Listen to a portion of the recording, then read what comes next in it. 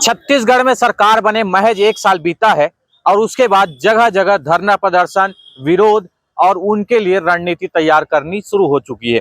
कुछ दिनों बाद पंचायत नगरीय निकाय का चुनाव होना है, लेकिन इसके ठीक पहले जगह जगह पर हर वर्ग के द्वारा धरना प्रदर्शन किया जा रहा है। और यहाँ पर हम देखेंगे ये रसोइया संघ का संगठन है और ये सारे कार्यकर्ता हैं जो यहाँ पर इकट्ठे हुए हैं और ये कह रहे हैं कि कुछ दिनों बाद ये भी धरना में आ जाएंगे। इनका कहना है कि हम अनिश्चितकालीन हड़ताल में जाएंगे क्योंकि हमारी मांगे पूरी नहीं हुई है। सरकार घोषणा पत्र में अपना वादा करती है, उन घोषणाओं को करती है, लेकिन उसको अमल नहीं कर पाती। उसी वजह से हम अभी धरना में जाने वाले हैं। इसको लेकर बैठे हुए सबसे पहले भैया अपना परिचय बताएंगे और क्यों धरना में जा रहे हैं ये बताइए।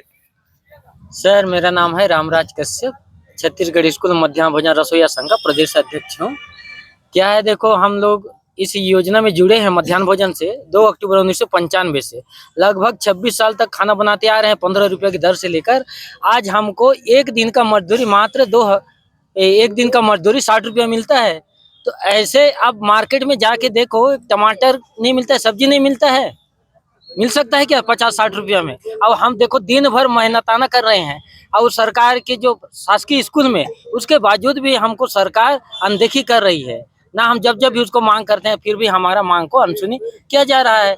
और देखो, अभी जो वर्तमान में अभी सरकार भी बनी थी छत्तीसगढ़ में, साई सरकार ने, उन्होंने कही थी कि हमारी सरकार आएगा तो हम 100 दिन के अंदर में रसोइया को 50% देंगे बोल के। लेकिन आज 1 साल हो गया, लेकिन वो 100 दिन कहाँ गया कुछ पता नहीं। लेकिन रसोइया का 100 दिन के अंदर में 25% भी उनका मानदेय में वृद्धि नहीं हुआ है। छत्तीसगढ़ में रोजगार गारंटी का कार्यक्रम चलता है, प्रतिदिन 200 रुपए उसमें मजदूरी मिलती है, लेकिन आप 60 रुपए में काम कर रहे हैं, क्यों कर रहे हैं? क्योंकि सरकार हमें बेहोशी में डाल रहा है और जो रोजगार हम लोग गारंटी में हम लोग जाएंगे काम करने तो उसमें हमारा मजदूरी बराबर मिलेगा, क्योंकि सरकार हमें घोषणा पत्र में दिखाकर हमें ये डाल रहा है, गुमराह में कर रहे हैं। रोजगार गारंटी में क्या आप लोग काम कर पाते हैं? क्योंकि स्कूल जाते होंगे सुबह से भोजन बनाने के लिए, तो क्या काम कर पाते हैं? दोहरा रोजगार ले पा रहे हैं या केवल? हम लोग सिर्फ एक ही रोजगार मिलता है, वो भी एक पहाड़ का, और पूरा पहाड़ का हम लोग अगर देना चाहते हैं, सरकार तो हमें दे नहीं रहा है। सरकार तो हमें सिर्फ प्रॉब्लम बन दे के रख रहा है कि आपको दिया जाएगा आज नहीं तो कल, कल नहीं, इसी भरोसे में हम लोग कार्य कर रहे हैं। नहीं तो इतने दिन तो हम लोग छोड़ चुके होते। 9 बजे से 3 बजे तक तो हम तो ड्यूटी कर रहे हैं, तो कहाँ से हम दोहरा काम कर पाएंगे भाई? होता ही नहीं हमको। लगभग 5 से 6 घंटा हमको समय लगता है, तो हम कहाँ जाएंगे? 3 बजे हम वहाँ से स्कूल छूटते हैं तो घर जाते हैं, तो फिर हम कहाँ काम कर पाएंगे? और उसी से हम देखो 2000 में अपना जीवन यापन करें, अपने बाल बच्चे को पढ़ा लिखा रहे। किस ढंग से हमारा दैनिक स्थिति खराब हो रहा है, अब उसको हम ही जान रहे हैं। सरकार को तो मालूम ही नहीं है हमारी स्थिति परिस्थिति को। निश्चित ही इनका कहना है कि इनका दैनिक स्थिति खराब हो रहा है। आपको लगभग प्रतिदिन का 60 रुपए मिलता है, तो घर में और कोई है काम करने वाले जिससे कि आपका घर चल रहा हो? नहीं, कोई नहीं है। तो कैसे चल रहा है फिर घर? बस जैसा खेती किसानी है और स्कूल के भरोसे बस 2000 बस एक लालच लेके बैठे हैं कि आज या कल होगा, लेकिन जो भी सरकार आता है बस लालीपाप पकड़ा के अपना 5 साल निकाल लेता है। कितना साल हो गए 60 रुपए में काम करने प्रतिदिन? मेरे को तो 2009 से आया हूँ और बाकी जो मेरे भाई हैं कई लोग हैं जो 1995 से लगे हुए हैं। जैसे अभी प्रदेश अध्यक्ष बताएं, प्रदेश अध्यक्ष जो है 1995 से, यहाँ कई होंगे जो भाई भी होंगे, माता भी होंगे जो 1995 से कर रहे हैं। यही आस लेके चल रहे हैं कि आज या कल कोई सरकार देगा, मगर सरकार सिर्फ चुनाव के समय वादा करती है, घोषणा पत्र में देती है कि है ना कि हम ये करेंगे वो करेंगे, लेकिन चुनाव जीत जाने के बाद वो भूल जाते हैं। निश्चित ही चुनाव जीत जाने के बाद भूल जाते हैं।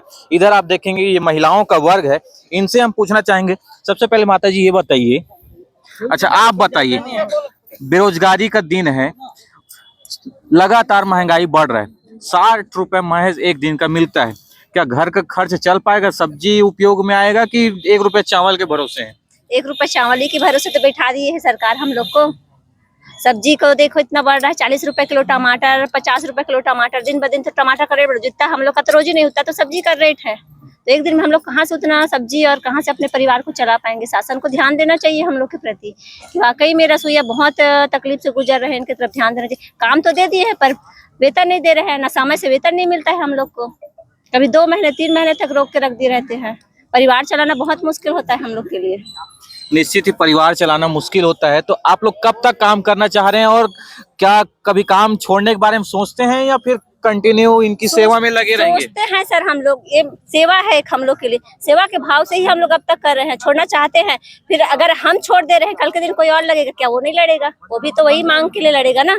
इसलिए हम लोग सेवा ही के नाम से ना, सेवा ही भावना के नाम से हम लोग अब तक कर रहे हैं, ताकि शासन का ध्यान हमारे तरफ आकर्षित हो और शासन आज नहीं तो कल हम लोग को देगी करके इस भरोसे हम लोग बैठे हुए हैं। निश्चित ही इनका कहना है कि शासन हमारी ओर ध्यान दे, आज नहीं तो कल हमारी मांग पूरी करे। तो हम केंद्र सरकार, राज्य सरकार से यही मांग करते हैं कि हमारी मांगों को ध्यान दे और जो मानदेय है वो सही तरीके से दिया जाए। आगे रणनीति क्या है उसको बताइए। आगे रणनीति, अगर सरकार हमारी जो 50% जो वर्तमान में जो देना चाह रहे हैं, अगर ये नहीं देते हैं, और मेन हमारा मांग जो है, मेन मांग है हमारा कलेक्टर दर। अगर कलेक्टर दर नहीं देते हैं और 50% भी नहीं देते तो हम उग्र आंदोलन जनवरी महीने से करेंगे। हम लोग किस तरीके का उग्र आंदोलन होगा? आप देखो, हमारा अभी इसमें तो स्पष्ट रूप तो हम कहा नहीं जा सकते, क्योंकि ये तो जिला स्तर बैठक है। जिला स्तर के बैठक हम लोग संभागीय बैठक बैठेंगे, संभागीय बैठक के बाद हम लोग प्रदेश स्तर बैठक में, उसमें खास कर जो 33 जिला के जिला अध्यक्ष रहेंगे उनके साथ हम बैठेंगे और तैयार करेंगे कि हमको किस ढंग से हड़ताल करना है।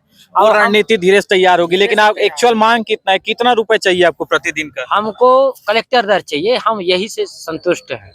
कलेक्टर दर में कितना मिलता है, कुछ अंदाजा है? कलेक्टर दर में तो अभी कुछ बढ़ा है, तो लगभग कलेक्टर दर 12,000 ऐसे कुछ है, 12,000 सूची पर बनता है, तो भी अलग अलग रैंक का है कलेक्टर दर में। तो हम चाहते हैं कि 12,000 रुपए महीना 12,000 तो पर्याप्त रहेगा ना? आप देखो आज की महंगाई में, आप देखो 2000 में जिंदगी जी रहे हैं, तो कम से कम उतना मिल जाता तो बहुत कुछ है, हमारे दैनिक स्थिति सुधर जाएगा, अपना फैमिली परिवार सब सुधर जाते।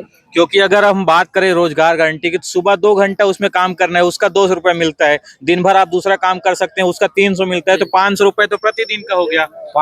500 रुपया प्रतिदिन का बनता है सर, लेकिन क्या है, हम लोगों को आज 95 से हम लगे हैं। अब हमको ये समझ में आज भी आ रहा है कि हम शासकीय स्कूल में लगे हैं।